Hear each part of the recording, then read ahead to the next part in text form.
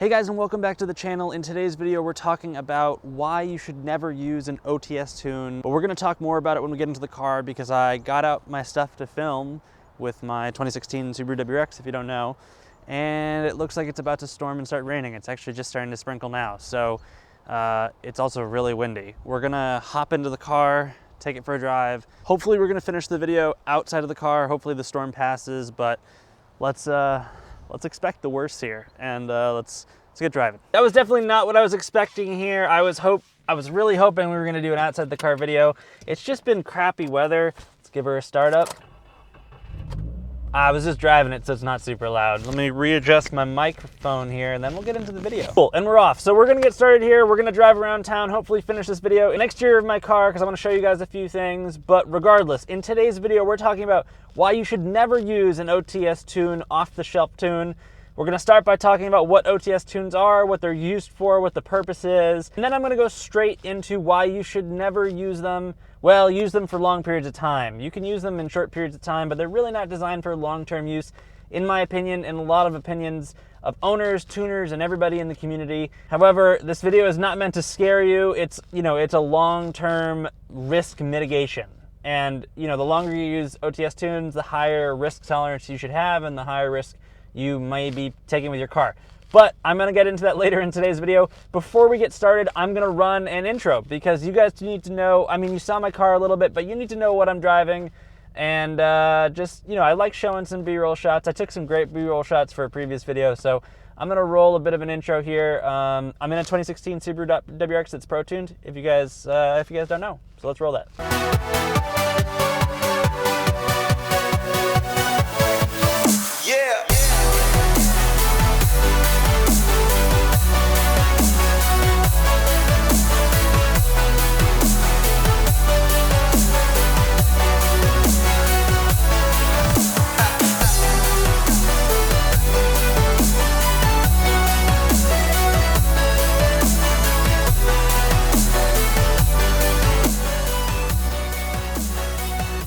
I hope you guys enjoyed the B-roll shots. I certainly did. Those are some of my favorite things and most frustrating things to film in car automotive YouTube. So, when you get one that's half decent, it's fun to show everybody.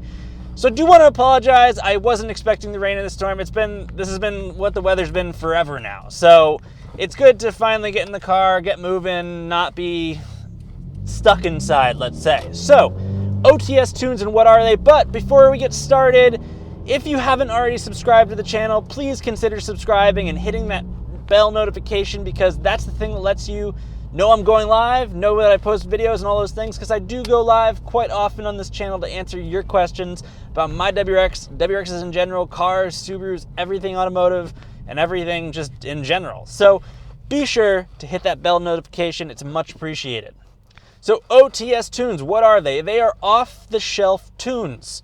And typically when you're talking an OTS tune, you're talking about something that's uploaded to your Cobb access port. We're speaking pretty specifically about Subarus here, even more specifically about WRXs, but you see OTS tunes with other platforms as well. It's just not as common as the Cobb OTS tunes for Subaru WRXs and STIs. Now, Cobb's not the only one that makes OTS tunes. There's a bunch of people and pro tuners that make OTS tunes, but the most common are Cobb, and then the second most common, in my opinion, are probably gonna be MAPerformance. And they make a pretty good OTS tune, but Cobb is the bread and butter when you're talking OTS tuning. Now, what is an OTS tune? Because I've just kind of talked about it. An off-the-shelf tune is a tune created by a tuner that is designed to do a handful of things. Most of the time, it's designed to achieve an attribute of the car that you want. That could be more power, more torque, a burble tune if you want to hear some crackle and pop. It can do all these things. It can also be a tune that supports certain modifications that you would otherwise really be risking a lot driving your car. So in one sense, OTS tunes are beautiful things, and they're great for WRXs and they're great for the community because it means we can do our things to our car and still drive them. So that's always a huge positive. And what I mean by that is, example, I put a J-pipe on this car. I couldn't have otherwise driven the car if I didn't have an OTS tune that could support the J-pipe for the period of time where I needed to go to my pro tuner and get my car pro tuned. So I ran a Cobb Stage 2 OTS Tune. Yes, OTS tunes are great things. I'm not saying don't run them ever, but there's a lot of you guys and a lot of people out there that run OTS tunes for long, extended periods of time. They're afraid of protunes, and it's kind of backwards, it's backwards information. They think that the OTS tune is safer because you're doing less, but in reality what an OTS tune is doing is it's a blanket tune from a tuning company, right? It's designed to meet one generation of Subaru WRXs. Now, maybe it's broken up a little bit more because you have to input what your car you have, but it's designed to fit every WRX, meaning it's not designed for your specific WRX and for your specific driving conditions. Now, you might say every WRX is every WRX, it has the same engine in it. Well, that's not exactly true. We know for a fact that even though cars are built with the same engine, with the same overall ECU and tune and everything, because yes, a car is designed, it's mapped from the factory, a tune, we know that it's supposed to be the same, but we know from evidence that it's not always the same. It really depends on how the car is built. There are a lot of factors that actually can make these cars slightly different, and you see that with turbocharged vehicles like the WRX. There are some differences. The cars just react differently in general. Some perform way better, some don't, some have engine failure. All these things can happen, and it just means the car's a little bit different. And if you want to get there, it can be down to where the material was made, at what time, where in the world they were being purchased from, all these things. It's not all the same. With all that being said, I'm sure you guys are starting to pick up on generally what I'm saying here, and it's that that these tunes are not specific to your vehicle. And I'll break down the dangers a little bit later. I'm going to keep going into why the OTS tunes are okay, because again, it's not the most dangerous thing. You're not going to upload an OTS tune, and it's not like your engine's going to fail immediately. Thousands, if not probably tens of thousands, maybe hundreds of thousands of people use them. It's definitely like in the tens of thousands for Subaru WRXs. It could be more. It could be a six-figure amount. Lots of people are using them. Let's talk, though, about why you're going to use them and why people use them. So often you see OTS tunes, especially for the 15 plus FA20 engine WRX, and even the STI.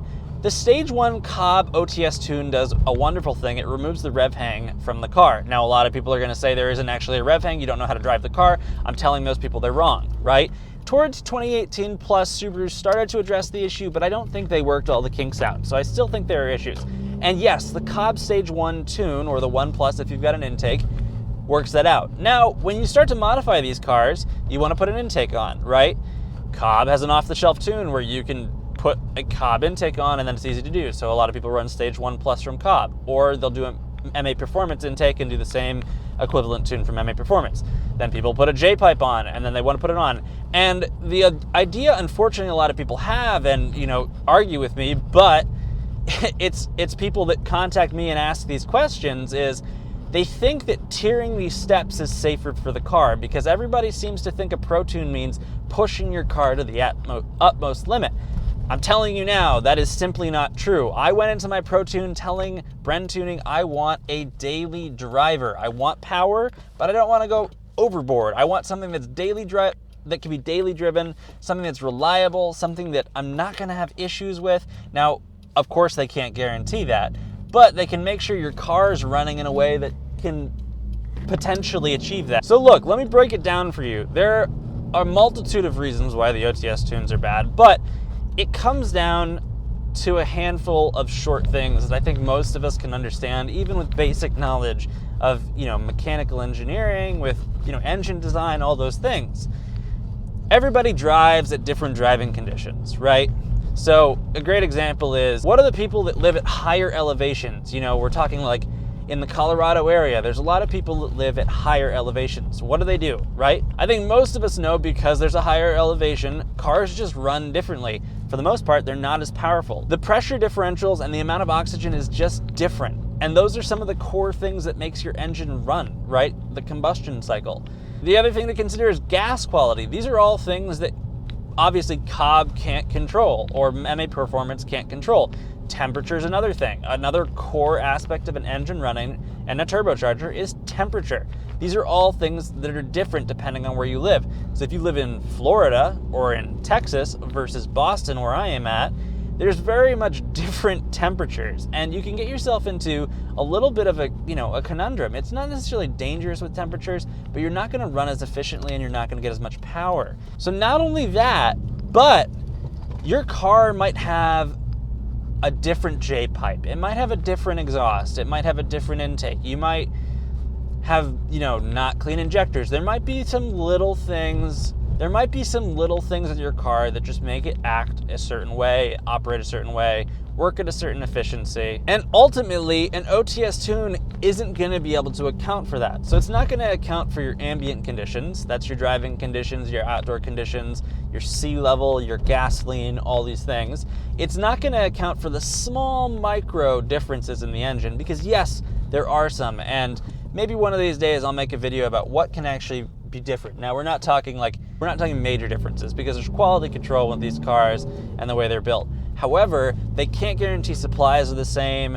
There are tolerances for when they're building an engine. So a great example is when you're machining an engine block, right? No, you can't be exact every time. And we're talking thousandths of an inch, if not even smaller. But there's a tolerance, so there's an acceptable range. So every car, in essence, is going to be slightly different, and it has to do with the machinists that are working on it, the equipment, the robotic equipment that's doing all that design. There's all these things. And ultimately, an OTS tune is just not going to pick up on those.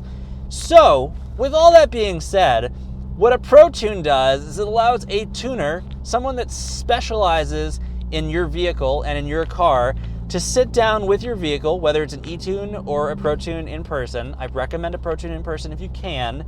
It allows them to sit down with your vehicle, understand what's happening with your vehicle, understand how your vehicle is operating, and basically understand everything there is to know about how your car interacts with your local environment, right?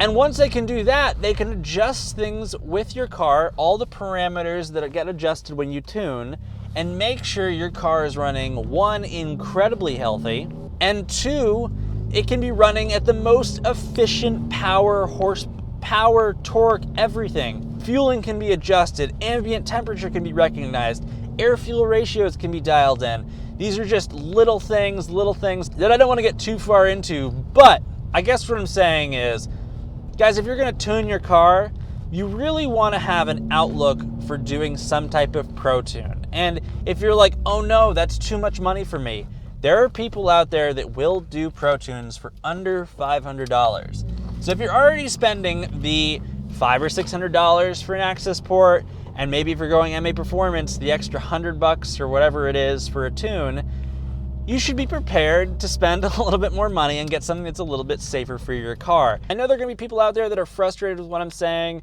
because they're like, I have to spend an extra $500. He's telling me I've got to spend more money. But if you're tuning your car anyways, you're raising the risk of having real issues with your car, so you better budget for that. That's like number one that I tell anybody. The second you start modifying your car, modifying your engine, making changes with how your power and torque are, expect to have higher costs. It's just, you're reducing safety factors. That's essentially what tuning is doing. Yes, it's dialing in your car, but essentially it's reducing the factor of safety that the manufacturers put on your car, and they've rated all the things in the car at that factor of safety. This video was really to answer a question that's been asked time and time again, and it's something that I cannot press enough. Treat your car right.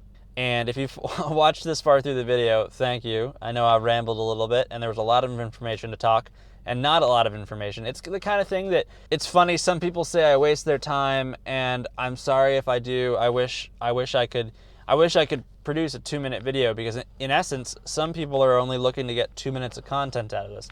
If you're a Subaru owner, you're considering a WRX, maybe you're going to get more content than just the 2 minutes that you remember from this video. Hopefully I talked about some things that are important, that give you some knowledge, that educate you a little bit about what's going on, and educate you more about your car, because I think most tuners aren't as transparent as you think. I'm not saying tuners are bad, they just don't have the time to be that transparent, so they can't tell you everything that's going on. So My hope is that I can educate you guys a little bit more. Even I don't know everything that's going on with tuning because I don't sit there and tune every day, right? If I were to tune these cars every day, I'd have a different perspective. And guys, before you roast me here, I do plan on having a tuner local to me on the channel, interview him, have a couple videos that address different things. That is in the works. I just have to find a good time to do it. It's probably going to be if there's another lockdown or pandemic when business is lower, because tuners are getting a ton of business right now. People are building their cars even through COVID, especially in this area, I guess. So I appreciate you guys sticking through. If you enjoy the content, you want to learn more about Subarus, WRXs, or any type of automotive stuff, be sure to subscribe to the channel. As always, stay safe and healthy, guys. Stay social distance, keep your masks on, and yeah, have a great day.